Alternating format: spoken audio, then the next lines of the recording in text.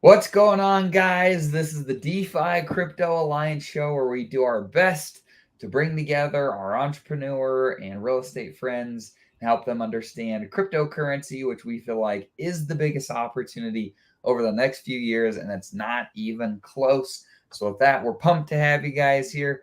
Welcome. Corey, take it away. Absolutely. Corey Geary here, and I'm just truly blessed to be on this wealth creation journey with all of you guys, where we're going to use cryptocurrency as that wealth creation tool and then use real estate as a wealth preservation tool down the road. And man, this journey has been such a blast in the RH ecosystem as we see new protocols unfold, bringing adoption into Pulsechain, which is what we need. We need is many of these protocols we possibly can to launch so that way the ecosystem is flourishing. This is why Ethereum is so successful and why the coin Ethereum or the token Ethereum, what it's actually the coin because it's a layer one, that's why it's done so well. It did a 15,000x because it has that whole ecosystem sitting on top of it, and it's gotten that mass adoption. And this is what we want for Pulsechain, and it's unfolding in front of our eyes, and it's an absolutely most beautiful thing because I really feel like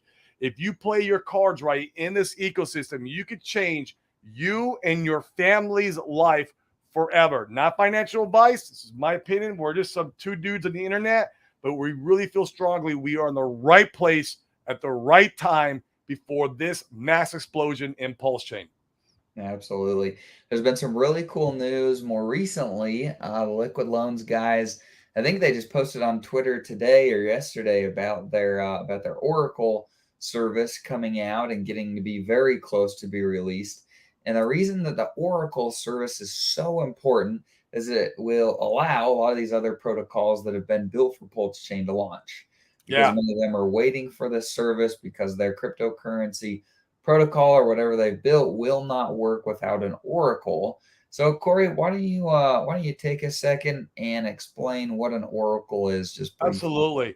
And it's funny, Dane, because these last 2 months since Pulsechain's been out, I knew the Oracle was coming, but I don't know. Sometimes you don't put two and two together, I guess. I don't You just don't sit down and think about these things sometimes. Cause like I was getting a little impatient with some of these protocols. Like, what are you guys doing? You guys had 2 years to get your shit together and you're still Right? not out. What is going on? Are you guys just rug pulling us?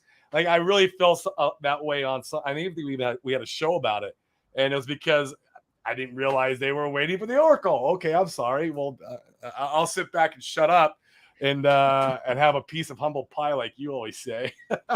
Sure, sure. So the Oracle service, man. So on the blockchain, there has to be something that brings in real life data into the virtual server ecosystem that we call this blockchain, right? And so what brings in this data is going to be a outside another external server, a computer source, or an actual human who's going to run this computer and give the feed into the blockchain. And this could be any information. It can be, simple as like what's the population of certain countries. It can be it could be something as simple as like what is the GPA of a certain country. I mean, it could any information. I've heard Chainlink doing all kinds of crazy things. But the main purpose of that, number one piece of data that we need is real live price feeds for all the assets that we love. For example, Pulsechain, PulseX, Hex, and these real life price feeds need to be given to these protocols so that way they can build around it and have a reliable, trustless, data server to them that they can go off of. And basically, what you want though, you don't want to rely on one person. You never want to rely on one person for that data. You want to rely on a decentralized network for that data. This is what makes it trustless. It's the same thing being a node validator. If we were relying on one person to uphold the blockchain, that guy could act pretty untrustworthy and scam everybody, right? And so it's the same with this data that we're bringing in whether it's a price feed or the cost of vehicles. You can do that. I mean, you can do it. It's unlimited what you could do with this with the Oracle services. But the most common is price feeds, and so like you want it to be decentralized, trustless. The people who will be running these servers or these data feeds, if you will, they will be rewarded. They'll be rewarded what's called the fetch token. It's a direct fork of what the teller node is over on Ethereum. Liquid Loans is the one directly forking it. And so you can spin up your own node, your own Oracle, where it's going to bring in this the feed to deliver to these protocols, and you get rewarded with the fetch token. And that's just how any of these, when you provide some work, a valuable service to the blockchain, you get rewarded. Same in Pulsechain when you're running a node validator, which is a little bit different. You're holding consensus to the network, you're executing transactions, and you're proposing new blocks. It's a bit of a different. You're actually the way I like to think of it is you are Pulsechain. Like you are a piece of Pulsechain now when you're a node validator, and so you get rewarded in Pulse for doing so. And we all love Pulse, so like why not?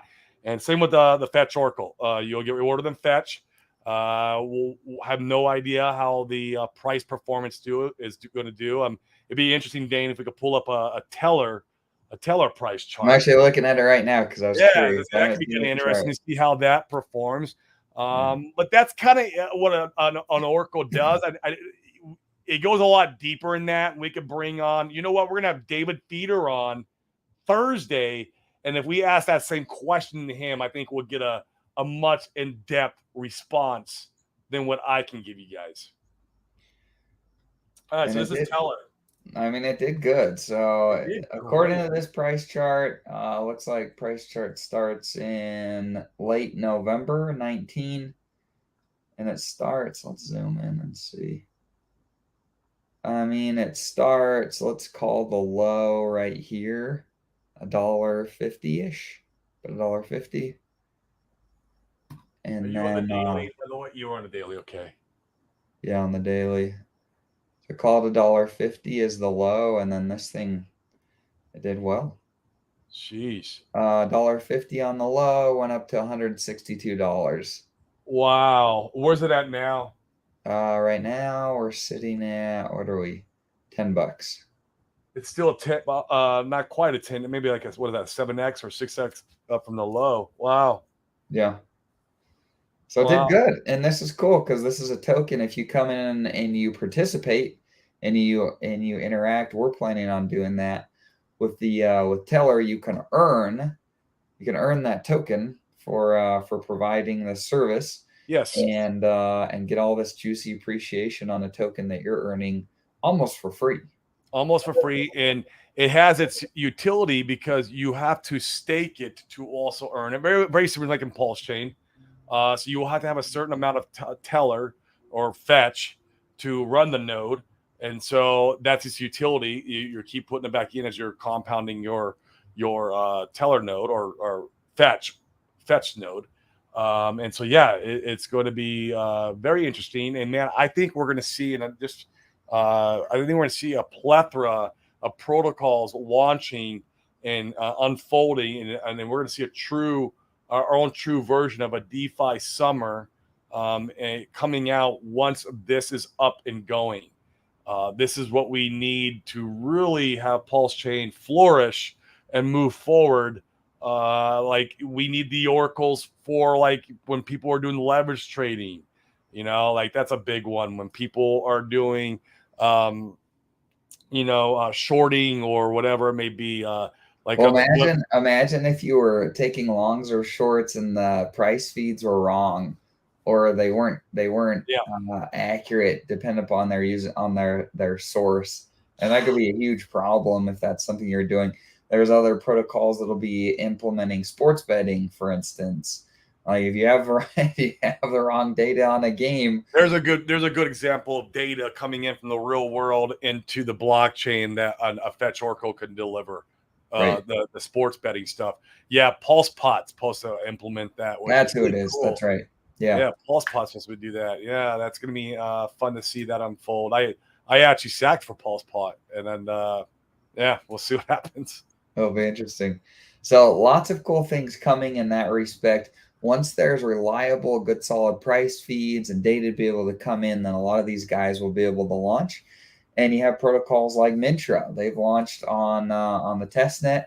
They just did some updates. I saw a tweet they sent out. I think it was Yeah. last night or this morning, where they've done some updates and some bug fixing already. Looks like those guys are building.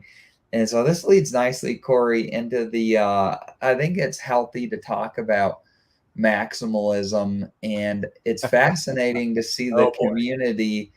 I mean, and we don't name any names, but it's interesting to see the community needing to evolve from a community that was like one token centric, this is the way, the truth, and the life type of thing. And now with Pulsechain and Pulsex, you have to have other tokens, you have to have additional adoption, you have to be welcoming and open, have open arms if you think and if you want things like Pulsechain and Pulsex to grow, because those things do not grow without greater adoption. We can't just have the Hexagon community carrying everybody. I mean, I would argue that if it was just the Hexagons, we're already here. All of us are already here. It's not getting any better. It's not No, the growing only way anymore. we are going to get better is by having Pulsechain have adoption. Right, That's exactly. the only way. Like, Pulsechain's the Trojan horse now for Hex. And then people need to realize that we need this adoption coming in, all these new protocols launching. We need the dumb meme coins. I get it, right? People are like, oh, there's no use case for meme. Yeah, there really is. It's called adoption. Meme coins. It's the casino. We need it. We really need it. And then people are going to go, oh, what's this Hex thing? This is that thing that everyone called a scam, and these guys made a 10,000x. It's over here. This is how it all started. Oh, I might buy some of that while I'm here. Exactly. I might buy some of that while I'm here. I bet you that's what's going to happen. It will happen, but we need them coming over to play in our portion of the casino, our portion of DeFi. If they want to come over and do leverage trading, let them come do leverage trading. We're building protocols for them to come over and do this. It's going to help all of our bags. Doesn't mean you got to go do leverage trading. No, but if they want to do that, don't bash them on Twitter and start getting all hateful and tagging them and being a retard. Right. Well, and it's good. It's good for your bag, especially if you're, for instance, if you're a PulseX holder. Well, you need the buy and burn to be cranking, and you need Yeah. people to come in there and be swapping. Well, where has that happened so far? Well, it's happened primarily with the meme game. Like, It's there's right. been tons of traction from the meme game I've seen so initially. many people hate on Pepe, like all the hate from, like, I'm just like, you have to be kidding me. Like, guys, we need people buying and selling Pepe all day long. This is great. Not only for Pulse X, I appreciate it as a node validator, Right. because that's earning me money. Like, go and play their casino games. Let's go. My node validators, thank you. Right. You don't have to buy something in order to point out things that are good that are happening in the place that you like. So for instance, like here's a real world example. If you're a developer and you're a real estate developer, or you have businesses that you're trying to bring in, like an Amazon, for instance, or a Walmart or a Costco or a Sam's Club. Well, why do those guys come and build in the places that they do? Well, there's lots of factors, but often they come and they build because they feel like there's trends showing that people are going to be in those places where they're building their businesses. And this is no different. People need to feel like new people that are builders, that are founders, they need to feel like people are coming. People don't come if you give them the bird every single time that they want to look at something that isn't the one thing or the few things that you're really excited about, especially once again, if you hold Pulsechain, if you hold PulseX, and you're not excited about other things happening on that chain, I don't know what to tell you. You're totally missing the whole game, the whole freaking game. You're missing it. I feel like not everybody's, I feel like we have evolved some. I see a lot of people coming around. In fact, we were in the Buck Twitter. I think it was a Twitter, or was it a Telegram? I can't remember. But there was a Maxi guy, because we're not going to mention names. that came in, and him and Buck had some really great discourse or commentary back and forth. And it was very enlightening because the guy came in and he was almost apologetic and saying, because I guess before in history, like in the old Twitter rooms, he would come in and call Buck a scammer. He'd be like, "Oh man, you're just running a sack, trying to take all the Hexicans' money."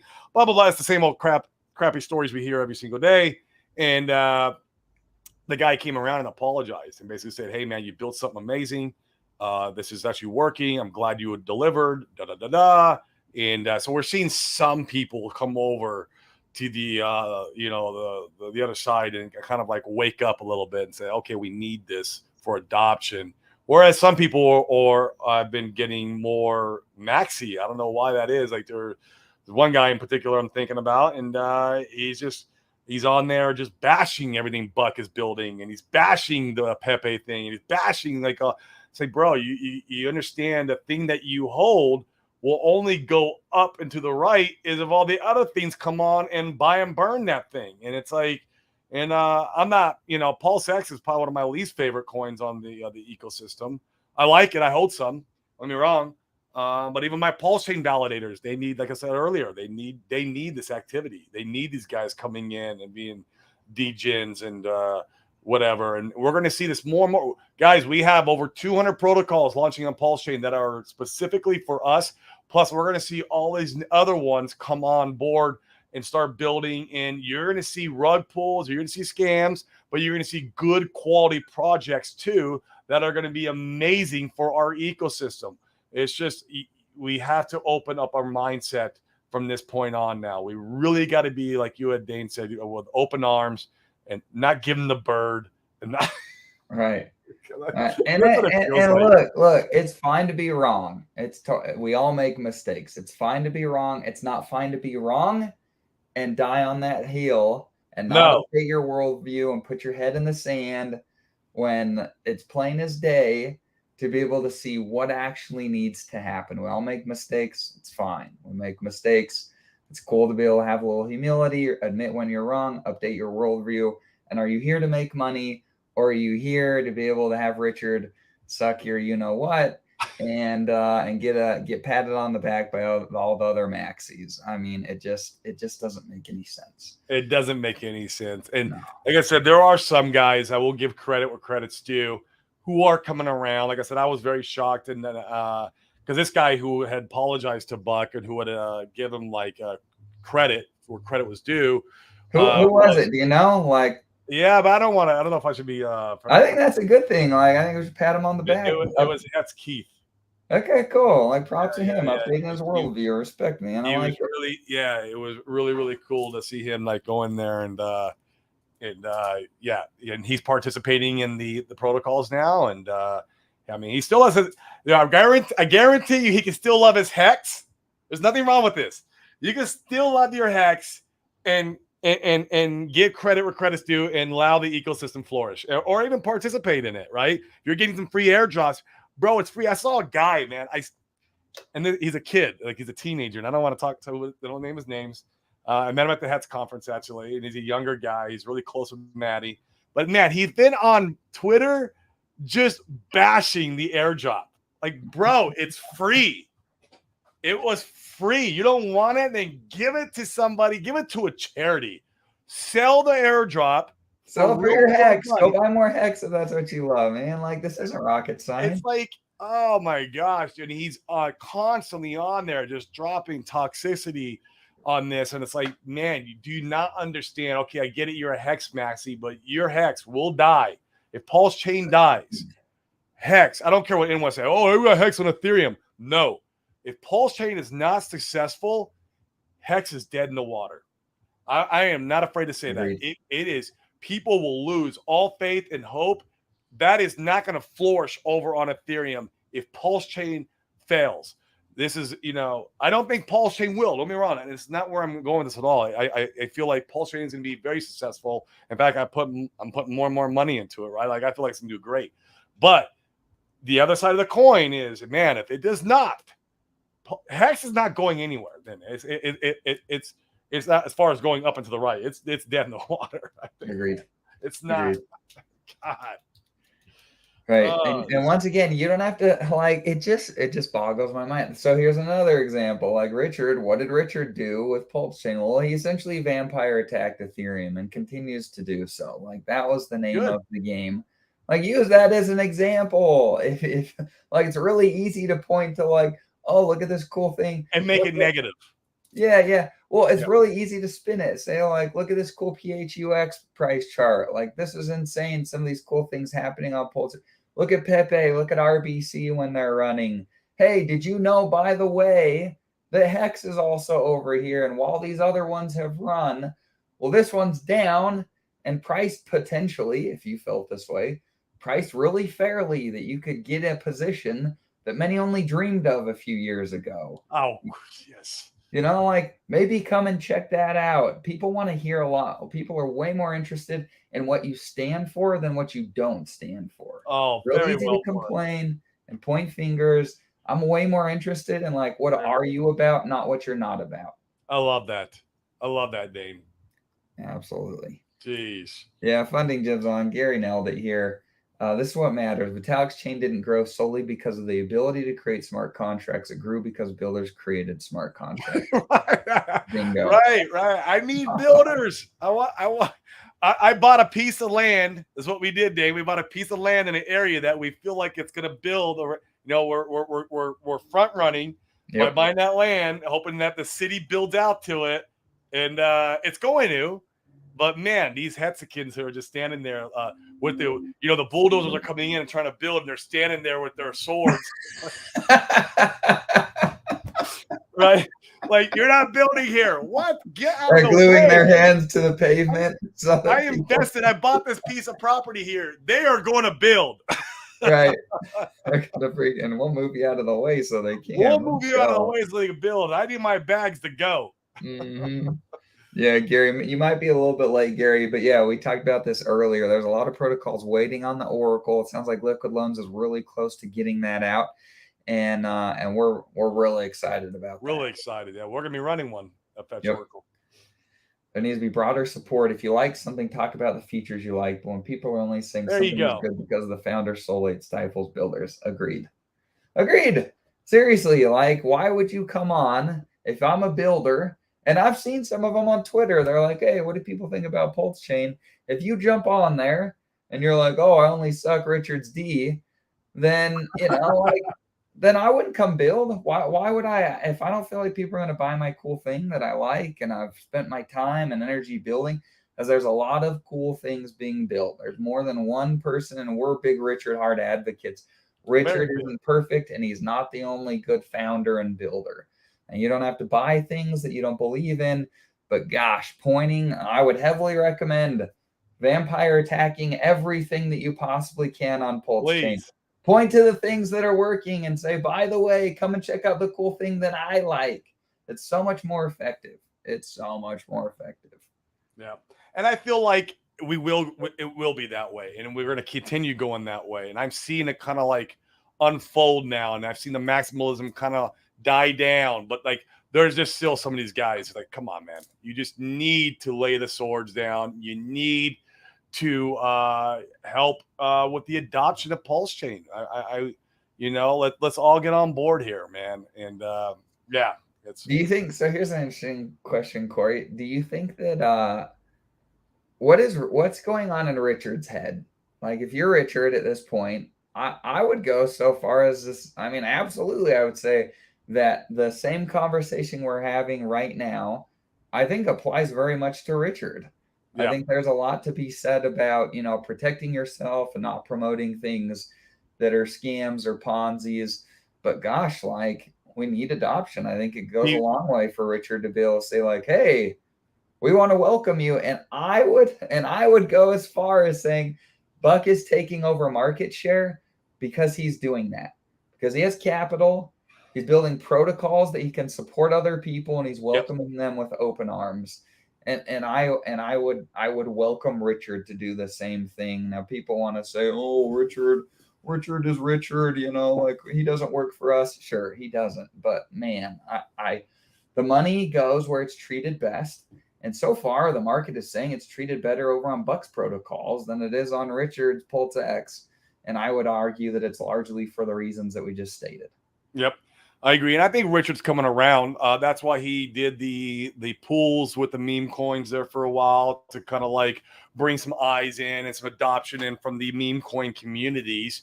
You can see the Pepe community came over and they really started raving about Pepe over on Pulsechain. It did well for Pepe.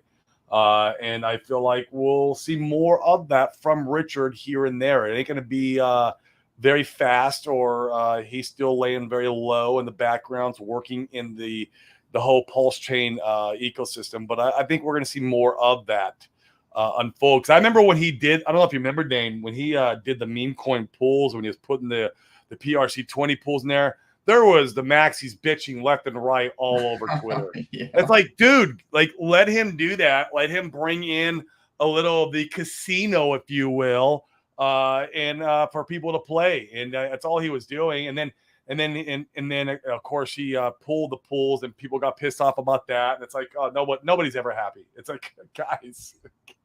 But you can't please everybody. Yeah. There's gonna be more of it, and there's gonna be more bucks coming too. It's not gonna, you're gonna have buck, and then there's gonna be a buck number 2 and 3 and 4, and they're all coming, man. And it's all gonna just be amazing, because that's what Ethereum has. Ethereum has 20, 40, 50, 100 bucks. Absolutely. Right? It's like, absolutely. We're going to have that on Pulsechain. And so I'm already seeing it happen. We're seeing the adoption. We're seeing new protocols launching. We're seeing, whether the maxis like it or not, man, it's going to happen. Yep. It's coming. So, yeah, that's a good comment. I think there will be a lot of interest in 9inch, PHUX, Fiat, Texan, and others if those founders are engaging in public facing. I agree 100%. And I think it's a good thing. I think it's good in general. You know, not everybody's gonna swoop in and buy Hex and PulseX, but buy Pulsechain because they have to interact, which is, that might be a reason to consider holding that token. Pulsechain, right? Yeah. No financial advice, but man, I think that competition is really healthy.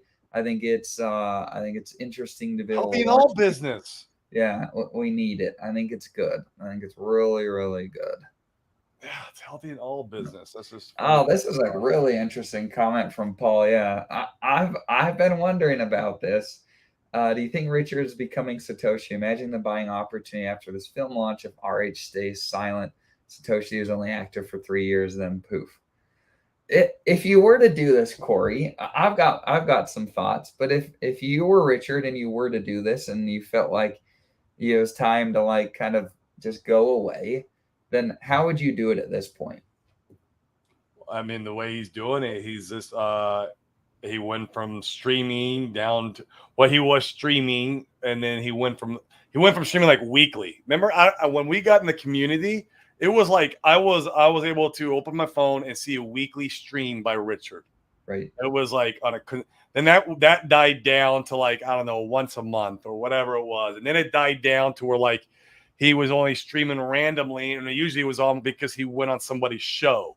Like he went on the Wolf of Wall Street show. He went on those guys over in Florida when they had the stripper pole thingy. I don't remember what it's called. Fit and Fresh. Fit and Fresh. So he went on their show. It's like that was like the last wind down of him kind of doing that. And then we saw after that, man, and then he was still pushing really hard on Twitter with outrage marketing, and then that died down, and now it's just him giving some pieces and tidbits of his thought processes, and then obviously talking about Pulsechain. He might talk about something that's going on with the economy once in a while, and he might give us some commentary on that, which is cool because I always love hearing his thoughts on what's going on, because he's a very intelligent individual, very intelligent. And now that's we're seeing it just it's stepping down. It's stepping down, and that's how you would do it. You would. But would you continue that trajectory if it were me? I would have done the same thing. Like I couldn't imagine. I would hate to be in Richard's shoes. I couldn't think of like a position that I would hate to be in more. With all the pressure, all the naysayers, not only did he have all of the hate from the naysayers, but now Hex is down, like 98% from the top. Now you have his community that's now giving him trouble. Yeah, I mean, like it just the list goes on and on and on, and no, and like you can only deal with all that BS for so long, and so like I don't, I would have probably gone quiet too, like he has during this time frame. If it were me, I would wait until the bull was back on the bull run, like a confirmation, like maybe it's Bitcoin at 40 grand or we're closer to that's what I'd wait for is the halving, the Bitcoin halving. And some people feel like that's not necessarily the best financial indicator for crypto. I think there's a lot of people that believe in it. I think it's a pretty safe one to bet on. As far as if I were Richard, and I would say like, okay, game on. I would go and I would come back on. I would stream. I would tweet. I would do a full blown marketing round for probably like a good solid 6 months, and then like boom. So I could ramp up activity, and then you could kind of pass the torch onto the other founders and kind of go on your way. But I wouldn't do that in the bear market now. I would wait till we had a lot of like excitement in general. Agreed. That's exactly how I'd play it too. And it does a couple things, right? One, obviously, we've all seen the crazy things going around with the SEC targeting all these different cryptocurrency projects just out of the blue, trying to make a point. There was a long laundry list at the last SEC release, and we weren't on that laundry list, and that was nice to see. Of course, we had a little bit of heat with the influencers. They were trying to see if the Hex influencers were getting paid the shill. They're not going to find nothing there. I'm very confident Richard has never paid anybody to shill Hex. So that's that, whatever. So it was just nice that happened. So there's that right now with all that going on. There's one reason to do what he's doing. Next reason, obviously, is, man, just let the non-believers, I do believe this part, he's letting the non-believers just rinse themselves out. A lot of the FUD that's going around, a lot of the price chart being down, let it keep rinsing. I think he might have realized that the only way, and I think we all kind of knew this, at least subconsciously, we knew, but Buck has really pointed it out, and other people have really pointed out that it's really going to hard for our ecosystem to really have number go up tremendously with the amount of economic energy that was involved in the beginning.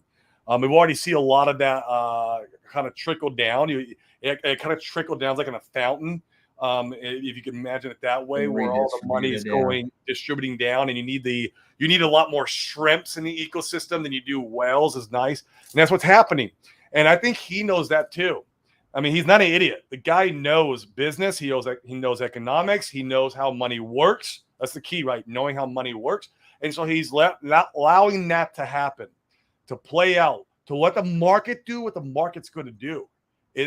Markets, man, they have a funny way of having their own little a balancing act of like self-balancing, and I think he's allowing that to play out without, because once he comes in, that's his influence pulling up the price chart. Like he has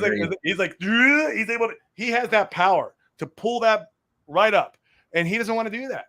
I think right at this moment in time. I think the hard thing with that is like if I was looking at it as a business owner, I think I agree with you. I think you need that, but also there's opportunity costs. You have people that are building cool things. They're scooping in and taking market share. I think Pulsechain is a great example. Good comment here from the Beachwell RH. Yeah, talks a lot about Satoshi leaving. He talks a lot of crap about that. He also talked a lot of crap about the Uni token, it being a duct taped on token. What is Pulsechain? It's a duct tape on token right now. Like, it's a bad look, in my opinion. I think it's a really freaking bad look, at least in the current state and condition that Pulsechain is in. There's been a year and a half to build a really cool Pancake swap fork, Uniswap fork, and this is what we've got. And it's a bad look. But I think that, but I'm fine with it. I mean, it doesn't matter if I'm fine with it or not. But for me, I mean, I think if you release that way, there's something to be said about rinsing out some of the large holders, redistributing the holdings, which I'm with you, Corey, needs to happen. You can roll out features later, but the cost is that somebody like a Buck that makes PHUX, they're going to capture market share. And how much of it can you get back? Do you have cool features? Do you have things that you can get back? It'll be interesting to see how it plays out. And we're here for it. It'll be That's it. interesting to And see. that's normal business, right? Hmm. And you do need to take some of these things in consideration when you're building out and managing, because it's also a consistent management of your portfolio as you're moving along this journey.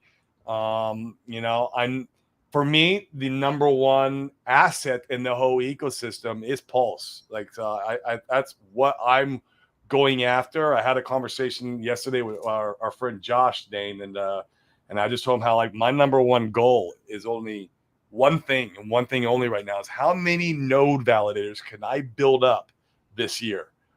How many can I get on the books? Like how many can I get producing for me? How much?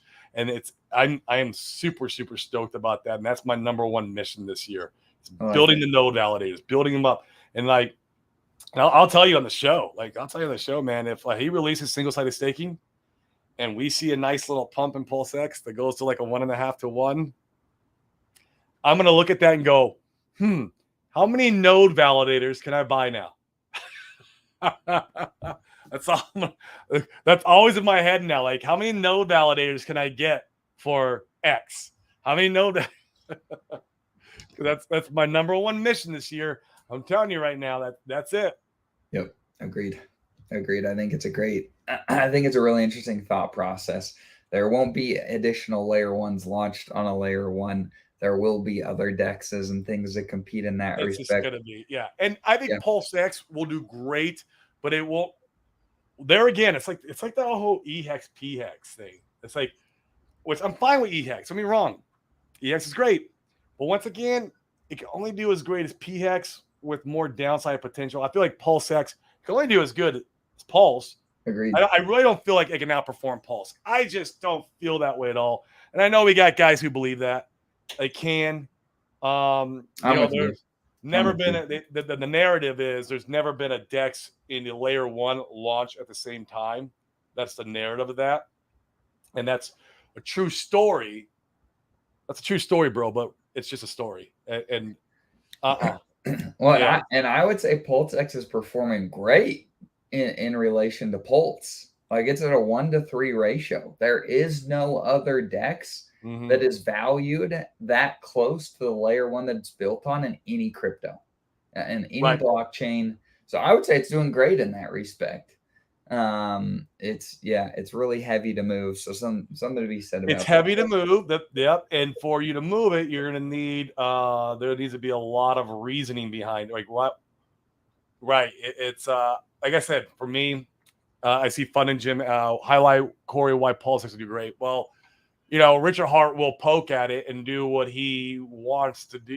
I feel like single-sided staking will come. He even made a tweet, I don't know, it was like a week ago or 2 weeks ago that he was going to implement single-sided staking. And I feel like it's going to end up panning out. I just don't feel like we're going to get the fireworks that everybody is anticipating by the single-sided staking coming. That's just my opinion, right? I'm just a dude in the internet. Guys, don't listen to me. I'm a dude in the internet, and I could be totally wrong about all this. I just don't feel like we'll see a almost like a law of meme coins. I feel like when single-sided staking comes out, you're going to see that pump into Pulse, right? And then the FOMO's going to wear off when these, because you're going to be basically staking PulseX to receive these third-party protocols, or maybe the incentive token. There's a speculation that could be the incentive token now too. But then it's just like it's once again you're in these Ponzi-nomic type, like first to the door to sell the third-party token to capture your yield back so you can put it back in the PulseX, and you're in this like loop. Man, I just want to run node validators. Like every time I start thinking about all these different like the way these work, and like I'm like every single time I'm like, man, it's another first in, first out type of situation. If I'm last at the door, I get wrecked. Man, just spin me up another node validator if I could sit back and enjoy my life. And so like PulseX will be a lot of that because that's what Pancake is. And so yeah, I feel like there will be FOMO when it launches and when it comes out, or maybe it doesn't launch, and that could be totally detrimental for PulseX if it never comes out. I feel like we'll continue to see a slowly dying ratio of Pulse X to Pulse. Doesn't mean Pulse X can't pump from speculation alone, like a meme coin, because at that point you kind of are. But you will see a slow bleed, I think, over time on the ratio. Doesn't mean, Yeah, see the gap widen. You'll see the gap widen, and so I don't think Richard. He's a businessman. I think he'll do what it takes to pull up one of his tokens. But I could be wrong. I could be totally wrong. Well, and I would argue you don't need to do that much for Pulsex. You just need to promote Pulsechain. Like if you can just get people here, and you're able to get a lot of the liquidity to Pulsex, and people can make reasonable swaps there. I don't think you need to do a lot else for it. Yeah, it has the buy and burn, but yeah, I mean, you always could do more, but I mean, Richard, every time Richard, and it's interesting to go back and see. I mean, every time Richard talks about his new stuff, what does he talk about? He talks about Pulsechain. He doesn't hardly talk about PulseX. He almost never talks about the incentive token. And he said multiple times it's his least favorite token. Yeah. Yep. What are your thoughts on? I think this is an interesting question, and I know that Gary is. I feel like, and if I'm reading you wrong here, Gary, feel free to correct me in the comments. But I feel like Gary has some potentially, or could be indicating that as far as bridging is concerned, that this is a problem to bring in some of our bigger money friends that we know. And I would say the one caveat I would say to that, or this is how we position it, is, hey, like, to get in and utilize the bridges on Pulsechain or on the blockchain in general, this is kind of the going rate. Like, you're going to pay this no matter where you bridge, what bridge you use. This is pretty well the cost. And I say, look, like, 0.3% is a drop in the bucket if you're positioning yourself well. We're not here in crypto to be scared about a 0.3%. You know what I mean? We're here for multiple X's. So I don't think it's a reason to not onboard people. I don't think it's a reason that people shouldn't come in, even big money. And even if it's bigger money, like some of our friends, we've said, they'll express concerns about maybe something like this and say, look, just start smaller. Like, you haven't gotten a taste for what this is and how it works yet. Start smaller, and then you can grow from there. But I'm telling you, I think once you get a taste and you see everything works, you're going to want to do a lot more. And we've seen that pretty consistently at least from our group and our friends. Yeah, I do believe it will create competitors, though, Gary. I mean, we're going to see Portal Swap come, Portal X. I feel like we're going to see other on ramps, and it will create competition. The one good thing about the bridge is that this particular bridge that we forked has never been hacked, and we haven't seen any downtime, which is besides being clogged, right? But it's not. You look at the Phantom, I think it's called multi-chain bridge.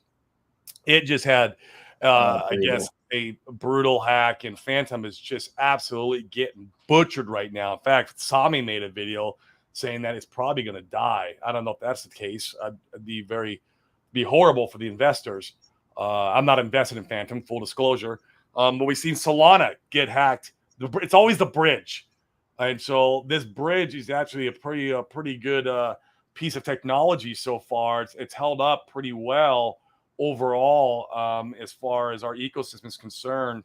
And but I mean, any fees or any profit that any company makes, that was what breeds competition for another company to unfold. That's exactly what it is.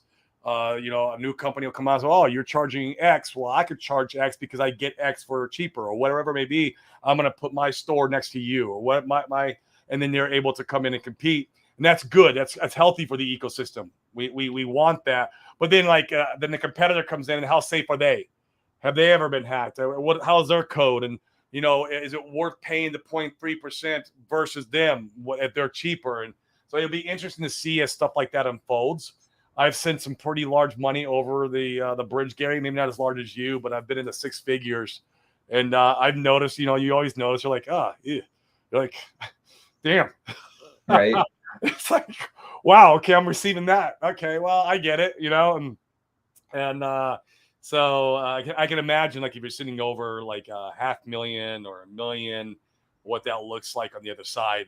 So yeah, but I think there will be a competition. Just how we have competition for Pulse X. Fox is doing amazing. They came out, they built it, and it's flourishing. It's doing amazing. We could see that on the bridge too. Yeah. Yeah, I agree. Competition is really healthy for what we're doing. I encourage it. I want it. Yeah. Bring it on. Tin Top, yeah, nailed it. I'm for this outcome. Deepfake skydiving accident prada chute doesn't open splat. Yeah, I exactly. like it. That's a good exit. Shout out to Tin Top, my man.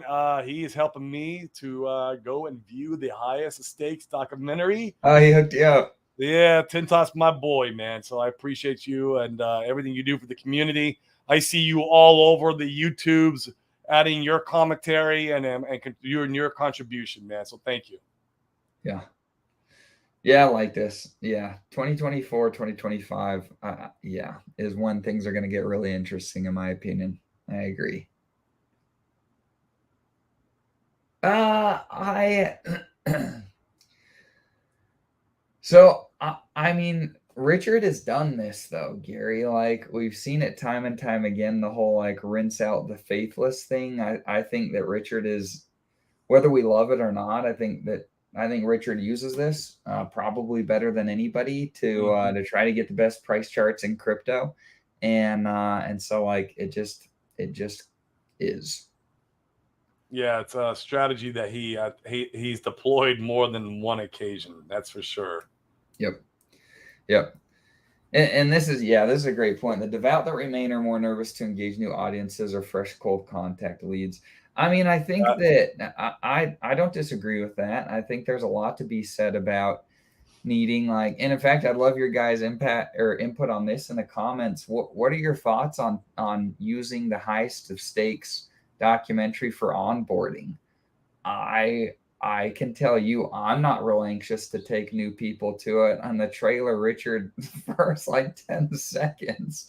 They're like, what should people know about you, Richard? He's like, oh, I've got a big and he talks about his penis, and I'm like, oh, I'm not Right. taking my Like you could take like your buddies. You go like if hey, you go take to your crypto buddies. yeah, you get your crypto buddies, or maybe like your buddies from work you go to the bar with, right? It's like, hey guys, come with me and watch this crypto movie, right? And you might want to onboard that guy.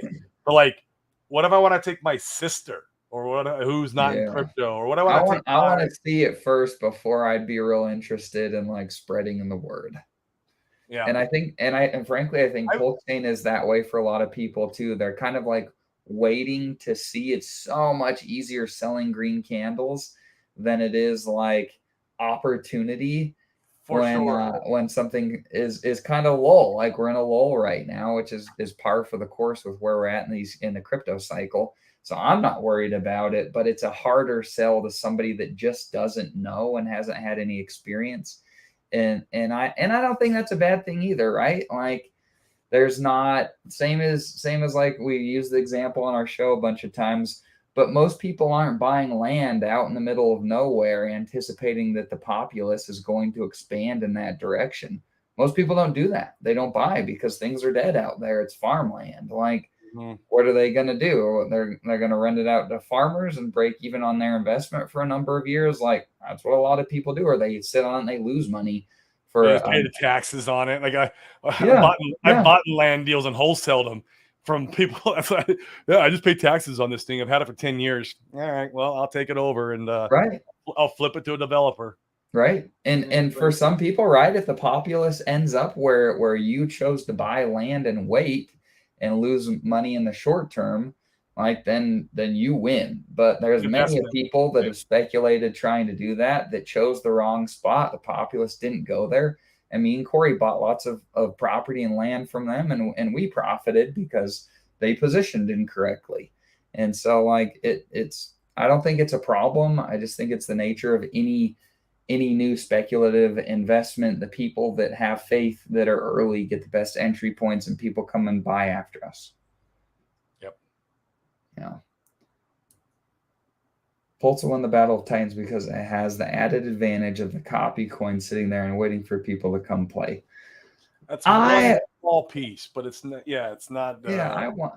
What are your thoughts on this, Corey? Well, let me give you an example, and you guys give me your comments too. And this is great. Like the engagement in the show's been excellent. We appreciate you guys' Yes. feedback here. So so I we've gotten some airdrops in the past, not tons. We haven't been here for years and years and years, like maybe some of you have. We didn't get the uni airdrop, for instance. But man, like PHUX has been the most lucrative airdrop that I've gotten. Is it the most lucrative that you've gotten as well, Corey? It is. Yeah. So I find it really interesting that, if you give me $20 to come and claim an airdrop, well, I most of the time I just skip them because I'm like, well, $20 to potentially compromise my wallet and assets. Like it's $20, not worth my time. But you give me a few $1,000s, well, mark me as interested. Like, Right. you know what I mean? Like count me as oh, like what's going on over here? You give me a few $1,000, like that's putting your money where your mouth is, in my opinion. And so it's been really interesting to experience that firsthand with PHUX. And full disclosure, I have hundreds of thousands of dollars providing liquidity right now over there on PHUX because I got the airdrop. It got me interested enough to go and do a deep dive and figure out how it all works. And I was like, wow, in my opinion, right now, the way that PHUX is built compared to the current build of Pulsex and the current features, not to say I think there's a lot to come there, but currently, in my opinion, I think PHUX is worlds ahead of Pulsex. Worlds. I don't even think it's close. And where's my money treated best? Well, it's treated a lot better over on PHUX, where farms aren't just being like played like a jigsaw puzzle and being taken and added and moved and reshuffled and APRs all over the place. Whereas I can go over to PHUX, I can do a basket of assets. Buck has said that he's not, he's going to give us like a month or two in advance if he removes anything. Like, well, I feel like my money's treated way better over there. And so that's a good example of an airdrop that got me interested. I've even bought some PHUX, which I didn't anticipate buying any, but man, like I like how things are going over there. I like how it's looking. And so for me, and once again, doesn't apply to everybody, but gosh, like I'm not that interested in an airdrop if it has almost no value. And I'm almost all of these free copies, they have practically no value right now. Doesn't mean they couldn't be pumped up and put into the farms and done some things there. They need to get poked at before they come alive, and then people come over and start playing. So Chris is right to a very small extent. He's to an extent, but there needs to be a reason why they come over. I mean, there are plenty of copies that probably have almost zero value, zero liquidity. I mean, you got to remember when we forked, there was probably 20-something thousand coins over on Ethereum. How many of those have absolutely zero value with no liquidity? A lot of them. Yep. A lot of them. Yeah, Red Squirrel nailed this one. Yep. It is a meme coin at the moment. And like I said, when he does launch the single-sided staking, I believe that will kind of initiate a lot of the memes. It's going to close that ratio a little bit. And I'm going to be looking at that going, how many no validators can I get? Yeah, agreed. I think this is a really fascinating talking point. I don't think anybody cares about this if it weren't for Sami talking about it. He's the only person that I see actively like talking about this. And I think and frankly, I think a lot of it has to do with his exposure to Link as well, which is fine. I will worry about it if and when it comes to fruition. They've talked about things on their roadmap, and it's taken years and years and years to do a lot of these upgrades. I personally am not worried about it in the slightest where we currently stand. If it released, next week, then sure, maybe there would be some reason to have some concern, but I don't think that we see. I think we've got plenty of time, certainly at least one bull run, to be able to go before this is something that they've gotten close to solving.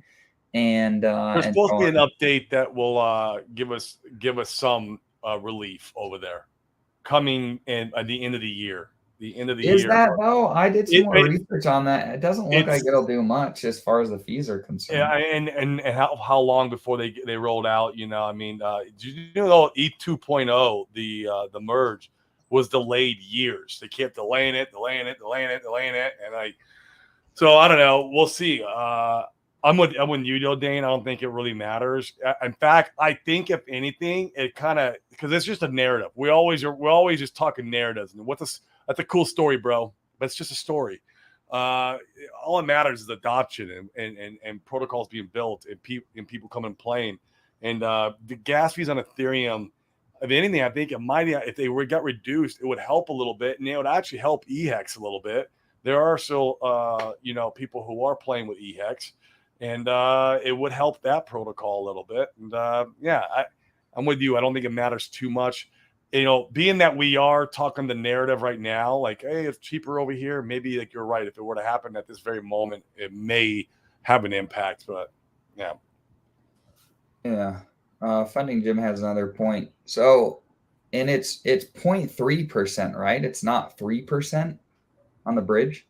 it's 0.3. I mean, 0.3% of a mil isn't that $3,000? I think it's 3,000. Yeah, it's $3,000. I mean, If it was 30,000, yeah, that would be a yeah, significant. 30,000 is different. I mean, it's 3,000 on a meal, and I mean, like, I mean, this first hand funding, Jim, like on a real estate deal, if it's $1 million deal, I mean, it's not uncommon at all to go to the closing table and the price point change in favor or not in favor of somebody at the closing table 10, 20, 30, 40, 50, $100,000 because of something in the deal. Like I've And had it's plenty of. usually you're the one usually eating that. Yeah, and like and I mean we've done plenty of deals where like something came up last minute and it was like, yeah, and it cost that much. It was like tens of thousands of dollars, and I was like, let's just get the deal done. Like I want to Get the keep deal it done. moving. You There's eat it. there's, there's money to be made here now. Like I'm fine. Let's keep it moving. And once again, like we operate primarily, or we have in the real estate space, and so like we can only I can only speak to that. I don't know how other investors may feel outside of that, but as far as real estate people, like I think that's we have had literally no issues overcoming a 0.3% fee on $1 million, overcoming that objection. Cool, guys. Well, this has been good today.